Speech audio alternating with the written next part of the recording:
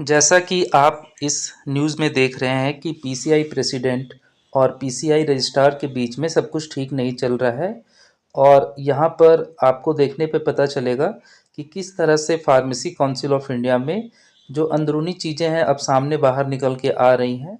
और pharmacist times जो कि नागपुर से प्रकाशित होता है, उसमें बड़े विस्तार से इन सारे विवादों के बारे में दिया हुआ है। आप इसे गूगल में सर्च करके आप देख सकते हैं, आपको मिल जाएगा। तो यहाँ पर मैं आपको बताना चाहूँगा कि जिस तरह से बच्चे इंतज़ार कर रहे हैं एग्ज़िट एग्ज़ाम के डिटेल एग्ज़ाम पैटर्न को लेकर के, और उसके एग्ज़ाम का जो नोटिफिकेशन लास्ट था एग्ज़िट एग्ज़ाम का, जिसमें अक्टूबर महीने में एग्ज़िट एग्ज़ाम लेने की बात कही गई है। चूँकि अब ज़्यादा दिन टाइम बचा नहीं है, लगभग 1 महीना से कुछ ज़्यादा टाइम ही बच गया है।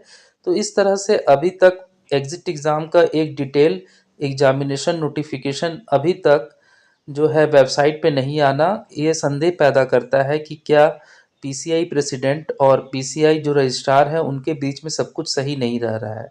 चूँकि यहाँ पर जो फार्मासिस्ट मित्तल हैं जो कि पीसीआई रजिस्ट्रार हैं, उन्होंने ये कहा कि झूठे आरोपों को खारिज करे पीसीआई अध्यक्ष, तभी अधिकारों को वापस करूँगा। इसका मतलब ये हुआ कि कुछ अधिकार जो हैं इनके फार्मासिस्ट मित्तल के पास, वो जो है इन्होंने होल्ड करके रखा हुआ है, जिसके चलते जो महत्वपूर्ण डिसीजन है फार्मेसी प्रोफेशन में वो नहीं लिए जा पा रहे हैं।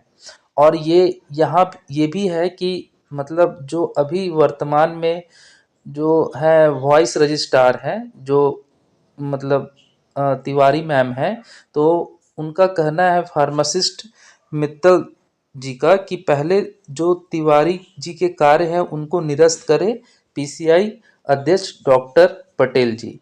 तो इससे ये साफ पता चलता है कि आरोप प्रत्यारोप का जो सिलसिला है अब खुलकर सामने आने लगा। और यहाँ पर जो रजिस्ट्रार हैं पीसीआई के, जो फार्मासिस्ट मित्तल जी, उनका कहना है कि स्वयं बचने हेतु डॉक्टर पटेल फिर से फार्मासिस्ट मित्तल को आगे लाने का प्रयास कर रहे हैं। यानी फार्मासिस्ट मित्तल जी जो है इन्होंने अपना कार्य बंद कर दिया है, और हो सकता है कि ये ऑफिस भी ना जा रहे हों। तो इनका कहना है कि मैं वापस तभी आऊँगा जब जो झूठे आरोप हैं उसे खारिज किया जाए जो कि लगाए गए हैं, और मैं फिर आगे के काम के बारे में सोचूंगा। तो यहाँ पर दोस्तों आपको मैं बताता चलूँ कि फार्मेसी एजुकेशन जो बहुत ही सुंदर तरीके से इसका गठन किया गया था इसको चलाने के लिए, ये इन विवादों के चलते कहीं ना कहीं अंधकार में जाता हुआ दिखाई दे रहा है। क्योंकि जब नियम और कानून बनाने वाले लोग ही आपस में इस तरह से लड़ेंगे, इस तरह से विवाद करेंगे, तो उनके नीचे के जो जो भी इंस्टीट्यूशन हैं, जो जो भी अधिकारी हैं, वो कैसे फार्मासिस्ट के उत्थान के लिए और फार्मासिस्ट एजुकेशन की भलाई के लिए काम कर पाएंगे। एक बहुत ही अच्छा प्रयास था एग्जिट एग्ज़ाम को लेकर के, लेकिन ऐसा मुझे संशय लग रहा है कि इन विवादों के कारण वह भी अभी तक उसके बारे में ना तो कोई डिटेल जानकारी आई है। तो इस तरह से मैं कहना चाहूँगा आप सभी को कि आप सभी जो है अपनी जितनी भी समस्याएं हैं वो मेल के माध्यम से अपने पीसीआई के जो भी जिम्मेदार लोग हैं उनको बताइए। और जो भी समस्या हो रही है उनको आप सामने जब तक रखेंगे नहीं, ये अपने इन विवादों में ही फंसे रहेंगे।